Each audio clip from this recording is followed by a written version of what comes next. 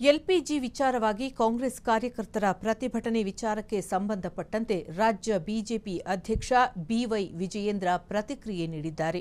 ಬೆಂಗಳೂರಿನಲ್ಲಿ ಮಾತನಾಡಿದ ಅವರು, ಕಾಂಗ್ರೆಸ್ನವರಿಗೆ ಮಾನ ಮರ್ಯಾದೆ ಯಾವುದೂ ಇಲ್ಲ. ಅಮೆರಿಕ, ಇಸ್ರೇಲ್ ಹಾಗೂ ಇರಾನ್ ನಡುವೆ ಯುದ್ಧ ನಡೀತಾ ಇದೆ. ಕಚ್ಚಾ ತೈಲ ಎಲ್ಪಿಜಿ ಮೇಲೆ ಯಾವ ರೀತಿ ಪರಿಣಾಮ ಆಗ್ತಿದೆ ಎಲ್ಲರಿಗೂ ಗೊತ್ತಿದೆ.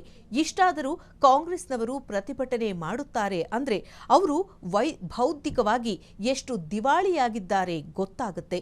ರಾಜ್ಯ ಸರ್ಕಾರ ಇನ್ನೂ ಪೊಲೀಸ್ ಸಿಬ್ಬಂದಿಗೆ ಸಂಬಳವನ್ನೇ ಕೊಟ್ಟಿಲ್ಲ. ಸಂಬಳ ನೀಡಿಲ್ಲ ಅಂದ್ರೆ ರಾಜ್ಯ ದಿವಾಳಿಯಾಗಿದೆ ಅಂತ ಅರ್ಥ.